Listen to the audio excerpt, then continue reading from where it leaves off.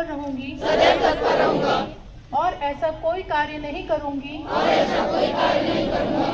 जिससे रोगी चिकित्सा विश्वविद्यालय समाज एवं राष्ट्र को हानि पहुंचे तथा उसकी गरिमा को ठेस पहुंचे। चिकित्सा क्षेत्र से संबंधित किसी भी आवश्यकता के लिए मैं पूर्ण रूप से समर्पित रहूंगी। शुभं कुरुत्वं कल्याणम् आरोग्यं धनसम्पदः। शुभं कुरुत्वं कल्याणम् आरोग्यं धनसम्पदः। शत्रुबुद्धि विनाशाय दीपज्योतिर्नमोस्तुते। दीपज्योतिर्नमोस्तुते। शुभं कुरुत्वं कल्याणम् आरोग्यं धनसम्पदः। शुभं कुरुत्वं कल्याणम्। मेरे लिए भी आज सौभाग्य का दिन है कि मुझे ऐसे विशिष्ट कार्यक्रम में उपस्थित होने का मौका मिला है। इस कार्यक्रम के अध्यक्ष कम से कम इस प्रांगण में और इस आसपास के क्षेत्र में और इस राज्य में बल्कि संपूर्ण उत्तर भारत में जिनके नाम के परिचय का कोई मोहताज नहीं है, विचार क्रांति के अगुआ, प्रखर वक्ता, पूर्व सांसद, पूर्व मंत्री, मेरे अग्रज आदरणीय जयभान सिंह जी पवैया, इस पूरे शिक्षा के आंदोलन को गति देने वाले मेरे अनुज, मेरे मित्र भी हैं, सम्माननीय सुनील राठौर जी, इस कार्यक्रम की विशिष्ट अतिथि मध्य प्रदेश सरकार की पूर्व मंत्री, वर्तमान में कैबिनेट दर्जा प्राप्त निगम की अध्यक्ष होगी। और ऐसे लोग साबित करते हैं कि शिक्षा जरूरी नहीं है, राजनीतिक विवेक सर्वोपरि होता है। आदरणीय श्रीमती सुमति देवी जी, इस संस्थान की चेयरमैन सम्माननीय श्रीमती राठौर जी, ग्रुप एडिटर सम्माननीय श्रीमती प्रज्ञा सिंह जी, इस नर्सिंग कॉलेज के आचार्य सम्माननीय रक्षा कुलश्रेष्ठ जी। मैं सुनील जी से पूछ रहा था कि एक जेएनटी व्यक्ति है जिनको कुछ को तो मैं जानता हूँ, कुछ के नाम लूंगा, कुछ के नहीं लूंगा। यहाँ पर महाविद्यालय के संचालक हैं, सीनियर डॉक्टर्स की एक बड़ी कतार है जिनके बारे में व्यक्तिगत तौर पर मुझे बताया, खासकर गुप्ता जी की चर्चा जी कर रहे थे। कैंसर हॉस्पिटल से यहाँ पर मौजूद हैं, प्रोफेसर्स हैं, जो कोचिंग का अभियान चलाकर हुनर देने वाले लोग हैं, वो यहाँ पर उपस्थित हैं। हमारे सामाजिक और राजनीतिक कार्यकर्ता हैं, मेरे मित्र रविंद्र जी हैं जिनकी वजह से मैं बात कर रहा था, मुझे नहीं मालूम था यहाँ वो मिल जाएंगे। ग्वालियर का हमारा प्रबुद्ध पत्रकार जगत, print media, electronic media, photo journalist, अभिभावकगण मौजूद है, उन सबका इस प्रांगण में हृदय से स्वागत करता हूँ। उपस्थित भाइयों बहनों, मेरे आराध्य प्रभु श्रीवासी जी कहते थे कि संकल्प में विकल्प नहीं होता। जब कोई संकल्प लिया जाता है तो वो शपथ सार्वजनिक भी होती है और अंतर्मन से भी होती है। एक बार उन्होंने मुझसे प्रश्न किया, ये मेरा विचार नहीं है, ये उनका है, कि घोर अंधकार हो, आंधी और तूफान हो, हवा तेज चल रही हो, दीपक जलाना हो, कैसे जलाओगे? तुम्हारे पास साधन भी नहीं है, माचिस या कुछ पास में नहीं है, कैसे दीपक जलाओगे? मुझे लगता है नर्सिंग की दुनिया के जो कोरोना के बीच के अनुभव है, उसी दृश्य की पुनरावृत्ति है। और उन्होंने कहा इस साधनों से, संकेतों से जो शपथ ली जाती है, उससे बड़ी शपथ होती है ये शरीर है, इसके भीतर भी कुछ जलाया जा सकता है, वो है आत्मविश्वास, आत्मा को जागृत करने की अपनी ताकत। अगर भीतर सेवा का भाव जग गया तो मृत्यु भी उसे डरा नहीं पाती। कोरोना के बीच हमारे इन बेटे बेटियों ने वो करके दिखाया, हमारे डॉक्टर्स ने करके दिखाया। संकेत ये होता है कि जब इतिहास में किन्हीं चीजों को तिथियों के रूप में दिखते हैं या शपथ में कुछ पंक्तियां जोड़ दी जाती हैं, लेकिन मैं कम से कम उस सनातन विचार का समर्थक हूं। जब रामायण काल का संदर्भ आता है और वैद्य सुसैन को लक्ष्मण जी के उपचार के लिए लाया जाता है, हमारी पुरातन परंपरा में भी वैद्य के सामने कभी जाति धर्म, उस समय तो धर्म होता ही नहीं था, सनातन ही होता था, लेकिन शत्रु और मित्र नहीं होता था। जो उसके सामने आएगा उसका वो इलाज करेगा। आप और दूर बच जाइए, अशोका के कलिंगा के युद्ध की कल्पना कीजिए। सो कहते सबसे दुनिया का सबसे बड़ा नरसंहार हुआ, वहां पर भी ये संदर्भ मिलते हैं। हमें सीखने के लिए दुनिया में बहुत कुछ है, लेकिन स्वीकार करने के लिए कुछ और नहीं। हमारा अपना भीतर की ताकत चाहिए, अपना अंतर्मन और अपना संकल्प चाहिए। जैसे बेंजी कह रही थी कि शपथ को बहुत लोग लेते हैं, और मैं मानता हूं, मुझे दूसरी बार ऐसे कार्यक्रम में आने का मौका मिला है। ये शपथ बहुत महान शपथ है, और ये सच तो कोई ना कोई स्वीकार आज कर लेगा। शायद पहले लोगों को अंदाजा नहीं पड़ता था, लेकिन कोरोना के बाद जब सगे बेटे उसके पास नहीं जाते थे, तब ये बेटे और बेटियां जाते थे। इसलिए तराजू का पलड़ा कभी ऊपर तो नहीं, नीचे ही जाएगा, इतना वजन है इस शपथ में। और इसलिए मैं ये मानता हूं कि ये मेरे लिए भी सौभाग्य की बात है ऐसे कार्यक्रम में शामिल होना। मित्रों, संदर्भ तो बहुत हो सकते हैं। संदर्भ ये भी है कि हमारी काम करने की कीमत क्या होगी। महाभारत काल में सबने जयद्रथ और अर्जुन का संवाद पढ़ा होगा। सबने आरोप लगाया कृष्ण पर कि आपने तो अर्जुन की शपथ पूरे करने के लिए दशरथ चक्र से सूरज को ढक दिया, और बाद में हटा दिया और उसको बंद कर दिया। मैं उसको दूसरे पक्ष को कहता हूं जो कृष्ण ने कहा था। कृष्ण ने कहा था कि जब आप कोई जनतार्थ संकल्प लेते हैं, शपथ लेते हैं, तो व्यक्ति क्या, मैं कृष्ण नहीं हूं। तब कृष्ण को कुछ भगवान कहते थे, कुछ षड्यंत्रकारी भी कहते थे। उन्होंने कहा कोई भी हो, व्यक्ति नहीं, भगवान नहीं, प्रकृति भी उसके साथ रहती है। और शायद अपने जीवन में यह एहसास आपने बहुत अच्छी तरह से किया होगा। मैं शुभ अवसर पर उपस्थित हुआ, मैं अपना सौभाग्य समझता हूं। इतने हमारे ये वीर योद्धा सेवा के उस क्षेत्र में जाएंगे जहां आगे आने में संघर्ष में शस्त्र की जरूरत नहीं पड़ेगी, सेवा की जरूरत पड़ेगी। मैं नक्सलवादियों के हिटलिस्ट में रहा हूं, मैं उनके अत्याचारों को मैंने निकट से देखा है। तब मैं कहता था कि वहां शस्त्र की जरूरत उतनी नहीं है जितनी सूचना की है। लेकिन आज इस दौर में जहां पर जैविक युद्धों की शक्ल दिखती है, बदशक्ली दिखती है, बीभत्स चेहरा दिखता है, वहां मुझे लगता है संकल्प और सेवा ये सबसे बड़े संस्कार के रूप में आज एक ब्रह्मास्त्र की तरह साबित होंगे। वो शस्त्र आज आपने स्वीकार किया है। मैं अनंत शुभकामनाएं देता हूं, मैं नर्मदा से प्रार्थना करता हूं आपको सामर्थ्य दे। उसी तरह जैसे वो धरती की ढाल के विरुद्ध बहती है, आप भी अपने जीवन में बहें, यश प्राप्त करें, अपना यश बढ़ाएं, परिवार का यश बढ़ाएं। जहां से आपने शिक्षा दी उस संस्थान का, उन गुरुजनों का यश कायम करें। इन शुभकामनाओं के साथ मैं अपनी बात को समाप्त करता हूँ। वंदे मातरम, भारत माता की जय।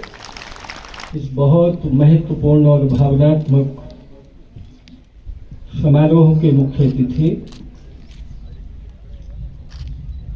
बहुत अनूठे राजनेता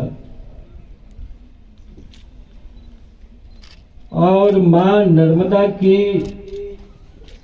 अपार कृपा जिनके ऊपर है।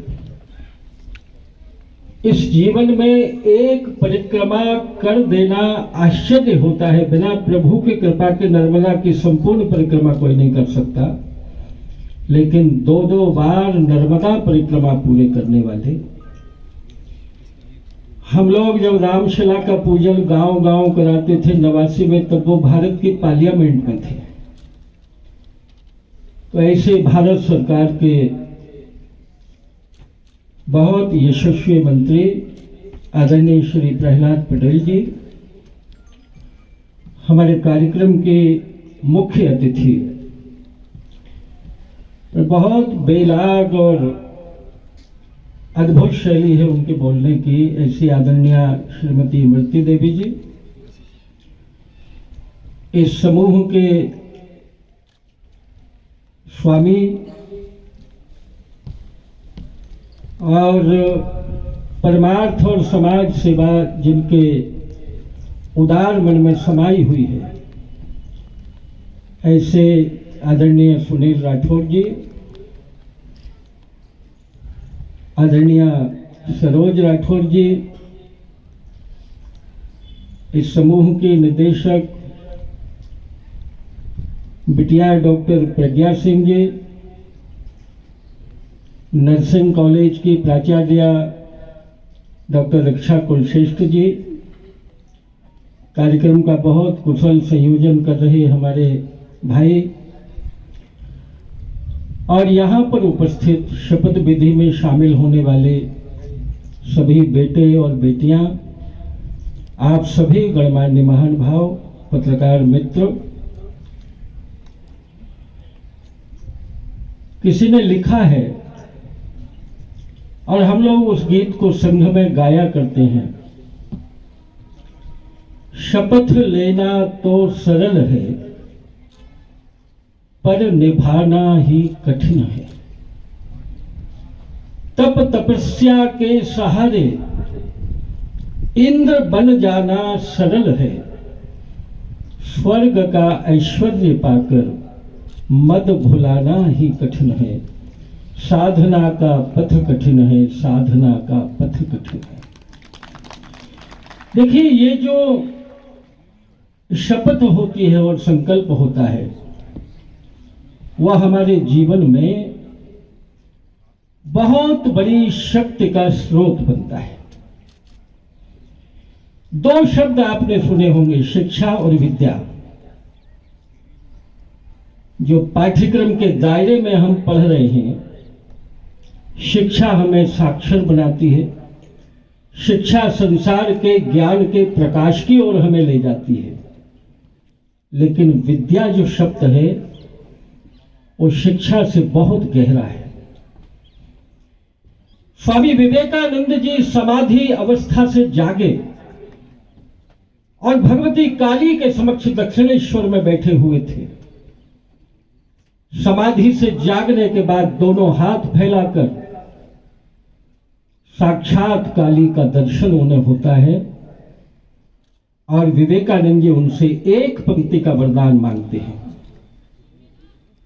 तो विवेकानंद जी क्या वरदान मांगते हैं? विवेकानंद जी पुकार कर कहते हैं मां को, मां मुझे मनुष्य बना दो। केवल इतना सा वरदान। शिक्षा साक्षर बनाती है और विद्या हमको मनुष्य बनाती है। ये जो आज आपने शपथ ली है ना, ये आपको जीवन के ध्येय से जोड़ती है।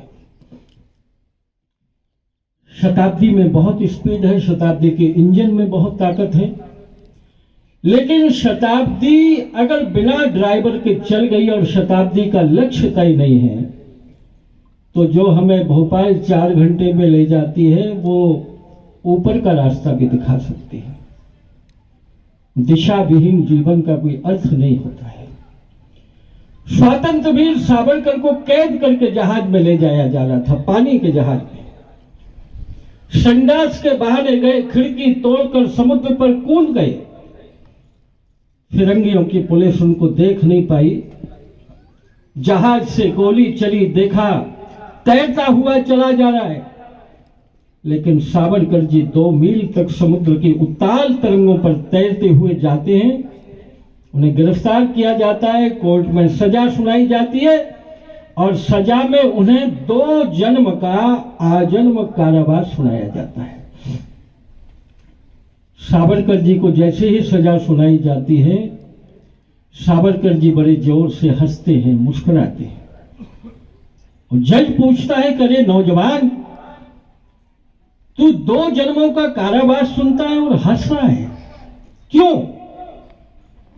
उन्होंने कहा, जब गोलियां समुद्र में चल रही थी मेरे ऊपर और आप जब कारावास सुना रहे हैं, इस सावरकर के जीवन में रक्त का एक एक कण,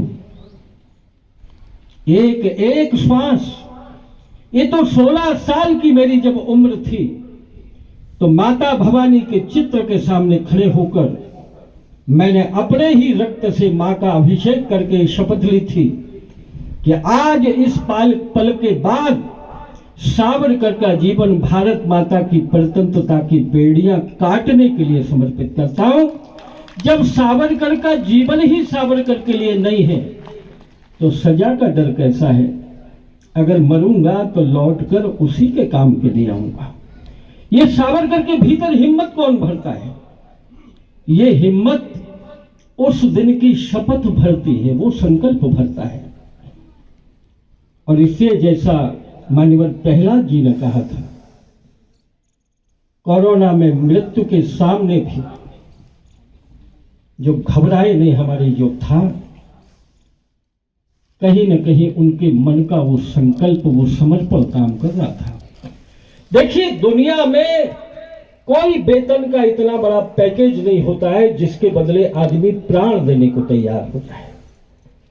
बॉर्डर पर जब सैनिक मरता है, बलिदान होता है, तो क्या इसलिए जाता है कि पेट्रोल पंप मिलेगा, गैस की एजेंसी मिलेगी, वीर चक्र मिलेगा, बच्चों को रहने को मकान मिल जाएगा? दुनिया में कोई इतनी बड़ी दौलत नहीं है जिसके बदले कोई प्राण दे दे, लेकिन उसके मन में संस्कार कूट कूट कर भरे जाते हैं। तेरा वैभव अमर रहे मां, मैं दिन जार रहूं न रहूं। और इसलिए अपने प्राणों के फूल चढ़ा कर जाता है। मैं फौज के उस सिपाही की तुलना भारत के डॉक्टर्स, भारत के नर्सेज से करता हूं। ये कम वंदनीय नहीं है।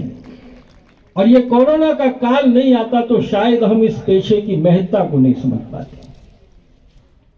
मैं 2-3 बातें केवल मंत्र के रूप में आज अपने विद्यार्थियों से कहना चाहूंगा। पहली बात तो ये कि देखिए, जीवन में सबसे बड़ा अभिशाप होता है हीन भावना। मैं कैसे कर सकता हूं, मेरे पिता के पास तो पैसा नहीं है, मेरे पास तो साधन नहीं है। और जीवन का सबसे बड़ा वरदान होता है आत्मविश्वास। आपको पता है, दक्षिण भारत के गांव में एक गरीब का बच्चा धूल का बिगड़ा हुआ अकेली कोपीन पहने खेल रहा था। कोई ज्योतिषी आता है, हाथ देखने के लिए बच्चों की भीड़ लग जाती है। इस गरीब के बेटे को ज्योतिषी ने हाथ फेंक दिया, कहा तेरे हाथ में क्या रखा है? उसने कहा देखो बाबा, है इसमें कहीं भाग्य की, विद्या की रेखा? बाबा ने कहा नहीं है। उसने पलट कर पूछा था, आप तो ये बताइए कि कहां होती है? एक बड़े आदमी के बच्चे के हाथ में लकीर दिखाई, कहा अभागे ये होती है विद्या की रेखा। उसने नुकीले पत्थर से अपने हाथ को चीरकर लहू से भीगा हाथ पटक दिया। कहा बाबा, ऊपर वाले ने तो नहीं बनाई, पर अब तो है विद्या की रेखा। और आपको पता है, गणित में शून्य का आविष्कार करने वाला महान गणितज्ञ संसार का आर्यभट्ट बनता है वो बच्चा आगे चलकर। डॉक्टर अब्दुल कलाम रामेश्वरम के सरकारी स्कूल में गरीब का बेटा पढ़ता था। ये आत्मविश्वास की देन है कि वो दुनिया में मिसाइल मैन के नाम से और हिंदुस्तान के सबसे बड़े सिंहासन पर देखा गया। और इसलिए पहली बात सेल्फ कॉन्फिडेंस, दूसरी बात नवाचारी बनिए, इनोवेशन की ओर बढ़ो, जिज्ञासु बनो। ये उम्र है आपकी कि हर चीज में जिज्ञासा रखिए।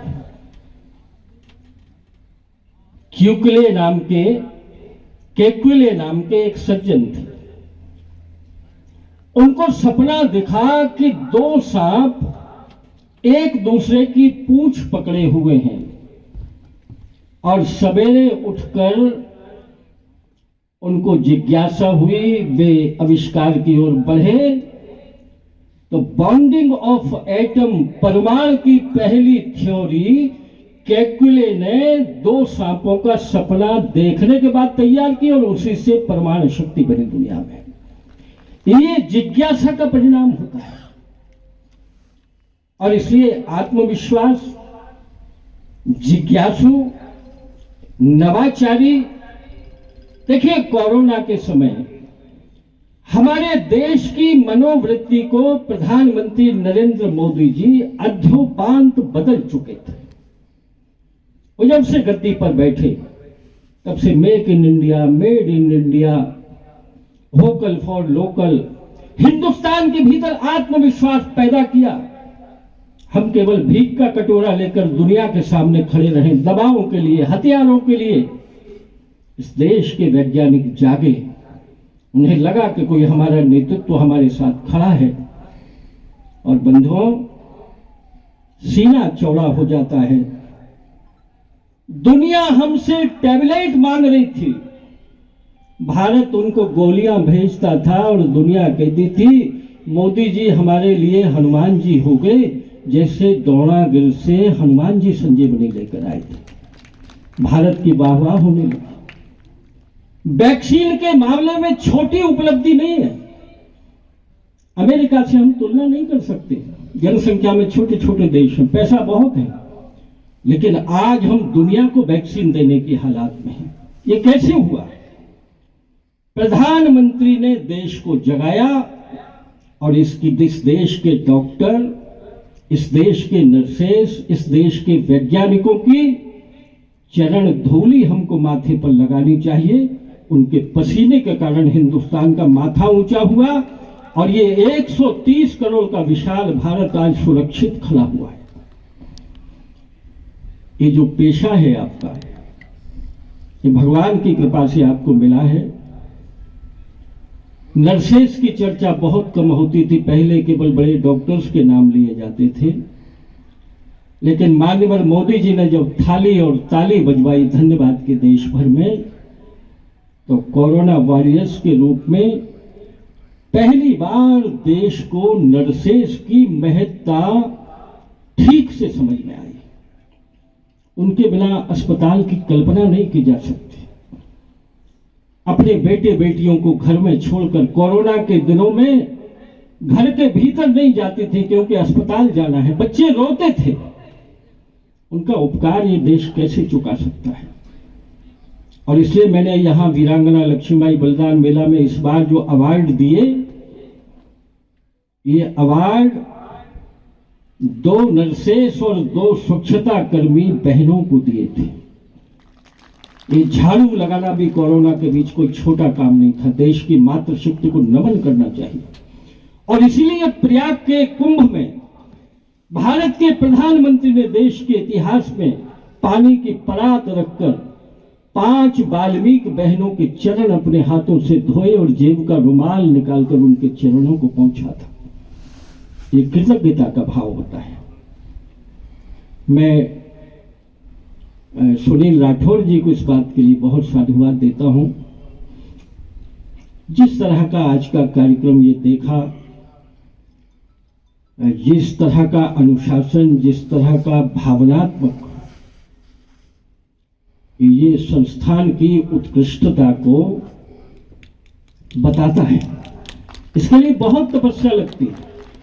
इस समूह के न जाने कितने लोगों का समय और पसीना जाता है, तब संस्था खड़ी होती है।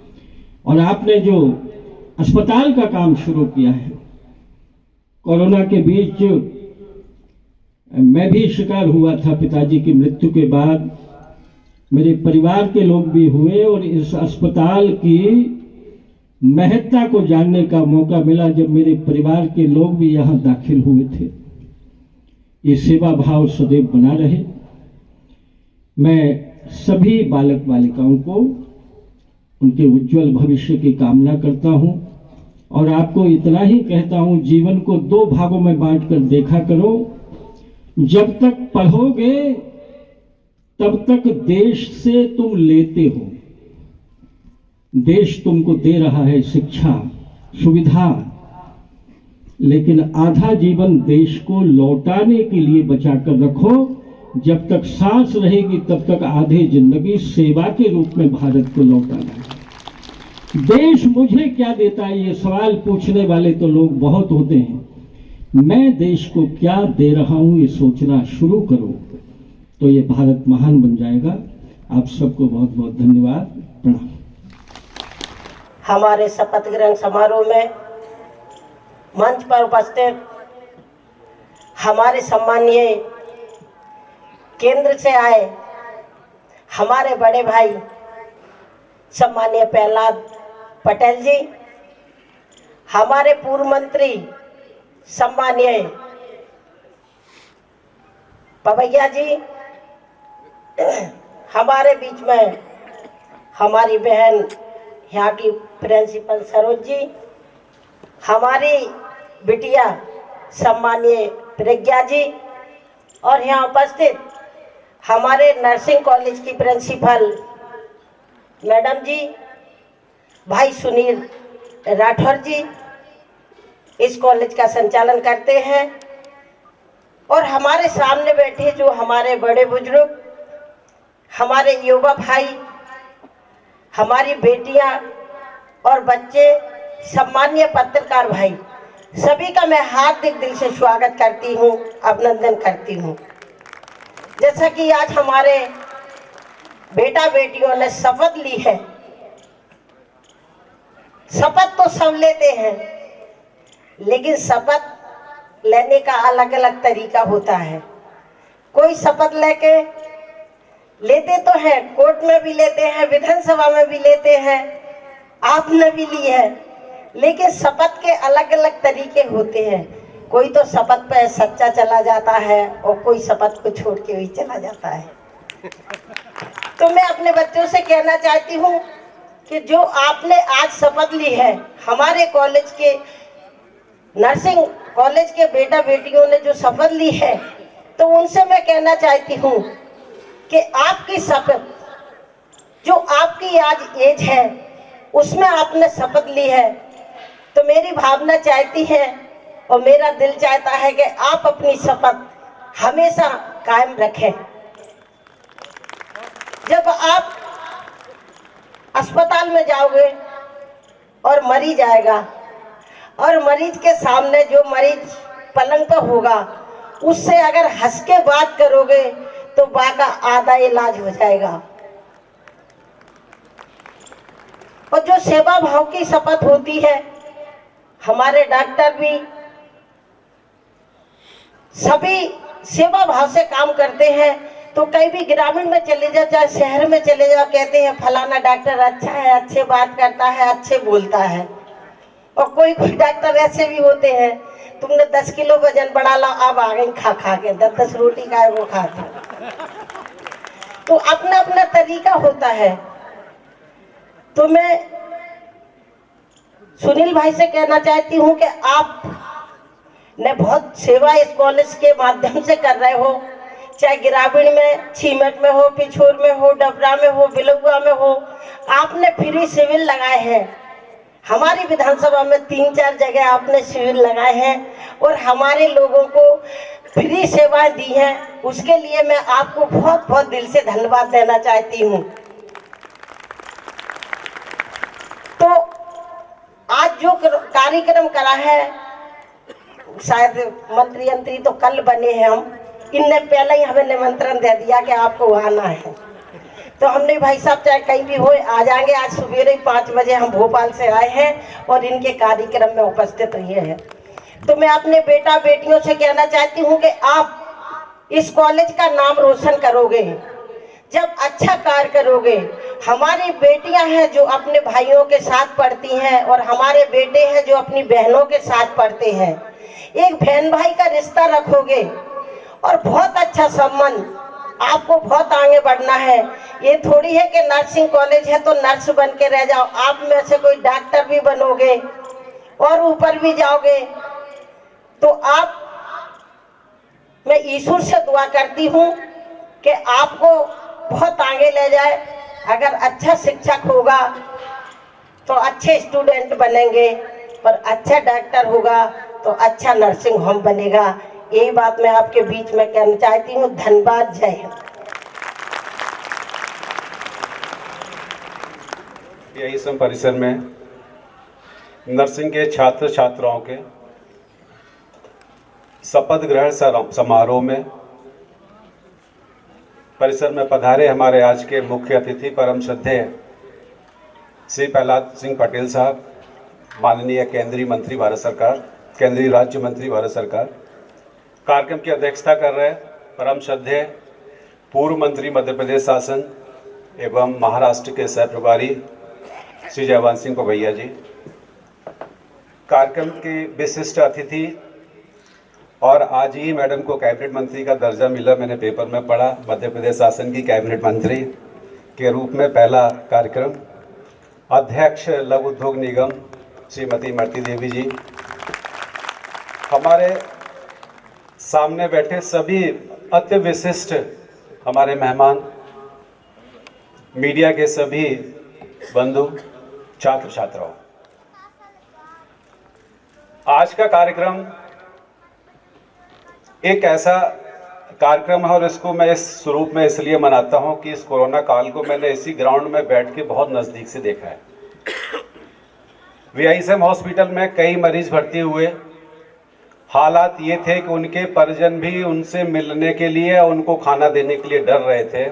उस वक्त हमारे नर्सिंग के स्टूडेंट्स और नर्सिंग का स्टाफ पूरी दम से, बिना डरे बिना भय के बच्चों उन लोगों की सेवा में लगा हुआ था। समय बदल रहा है। एक समय था जब तोप से लड़ाई लड़ी जाती थी, अब ऐसा समय आ रहा है कि जब बायोलॉजिकल युद्ध होंगे तो उस वक्त सबसे सशक्त जो हमें राष्ट्र के लिए ज़रूरत होगी, राष्ट्र निर्माण के लिए ज़रूरत होगी, एक शक्ति की ज़रूरत होगी, वो नर्सिंग, पैरामेडिकल और डॉक्टर्स की ही होगी। तो ऐसे में वो नर्सिंग छात्र छात्राओं के सम्मान में आज हमारे परिसर में माननीय केंद्रीय राज्य मंत्री जी, माननीय पवैया जी, माननीय इमरती जी, सभी अतिथि पधारे हैं। मैं सिर्फ आज सभी का तहे दिल से स्वागत, वंदन, अभिनंदन कर रहा हूं और मैं चाहूँगा कि हमारे छात्र छात्राओं को आशीर्वाद दें कि वो भविष्य में एक ऐसे नर्सिंग के रूप में राष्ट्र को सेवाएं दें, क्योंकि राष्ट्र की सेवा करने के कई तरीके हैं, लेकिन किसी सशक्त राष्ट्र के लिए सबसे ज़रूरी है शिक्षा और स्वास्थ्य। तो AISM वचनबद्ध है। संस्थान की अध्यक्षा Shrimati Saroj Rathore ji, group director doctor Pragya Singh ji, principal nursing, principal pharmacy, principal paramedical, सभी लोग मिलके, सारे professors, teaching non teaching staff, पूरी विवेक से सोच समझ के कि हमें बच्चों के 7 घंटों को किस तरह से डिस्ट्रीब्यूट करना है कि उनका एकेडमिक भी अच्छा हो, उनमें प्रशासनिक दक्षता भी हो, तो NCC, NSS के कार्यक्रम, स्पोर्ट्स, कल्चरल, इस तरह के कार्यक्रम का एक सटीक करिकुलम बनाया है, जिससे कि बच्चे जब भी यहाँ से निकले तो एक सशक्त राष्ट्र के निर्माण में अपना योगदान दे सकें। कोरोना काल में भी डॉक्टर्स, प्रोफेसर डॉक्टर के गुप्ता साहब बैठे हुए हैं, हॉस्पिटल के incharge doctor Bhargav, superintendent doctor A.K. Gupta ji, nursing staff में आशुतोष और उसकी पूरी टीम और स्टूडेंट्स ने जिस तरह से काम किया, आज मैं मुख्य अतिथि और अतिथियों के द्वारा भी उनको सम्मानित कराना चाहता हूँ कि उनको भी सम्मान मिले। इन सब के साथ नॉन टीचिंग, जिनका इस प्रोफेशन से कोई लेना देना नहीं था, ना जिन्होंने कभी हॉस्पिटल के अंदर गए होंगे, ये मुसीबत आ रही थी कि रिसेप्शन पे पैसे कौन लेगा, फाइल कौन देखेगा, कोई तैयार नहीं हो रहा था, क्योंकि सबके घर परिवार है। ऐसे में संस्थान के मुलायम सिंह जी, रविंद्र जादौन, हरमिंदर सिंह, कई लोगों ने उस वक्त अपनी जान को जोखिम में डाल के अस्पताल के अंदर बैठे। जब भी अंदर फॉल्ट आता तो हमारे इलेक्ट्रीशियन अजय अंदर घुस के PPE किट पहन के घंटों काम करना पड़ता था इलेक्ट्रिक से संबंधित, वो भी करते रहे। इन सब के बीच उमेश सिंह सेंगर जी, जो हार्ट पेशेंट है, जिनको डॉक्टर ने मना कर दिया कि आपको वैक्सीन नहीं लग सकती है, फिर भी ऑक्सीजन की सप्लाई के लिए दिन रात ऑटो में बैठ के एजेंसी के बाहर खड़े, क्योंकि ऑक्सीजन है तो सब कुछ है, मेडिसिन काम नहीं कर पा रही थी। सेंगर साहब ने भी अपनी जान को जोखिम में डाल के हॉस्पिटल की कभी भी उन्होंने ऑक्सीजन ख़त्म नहीं होने दी। ऐसे सभी कोरोना वॉरियर्स को, और जो यहाँ के BSc nursing course basic MSc और एनएम के जो टॉपर्स हैं उनको भी सम्मान दिया जाएगा। उनका और उनके परिजनों का भी मैं स्वागत करता हूँ, वंदन करता हूँ, अभिनंदन करता हूँ। धन्यवाद।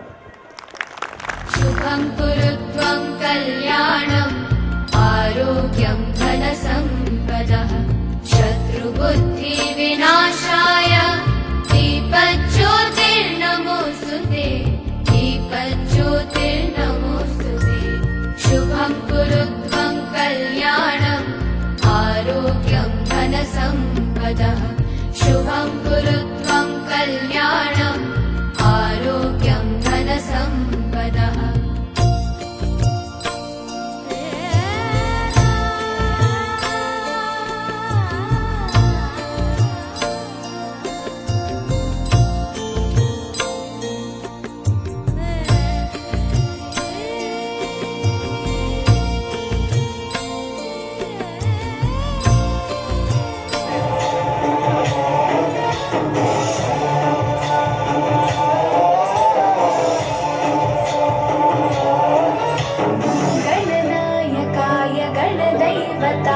गणाध्यक्षाय धीमहि गुणशरीराय गुणमण्डिताय गुणेशानाय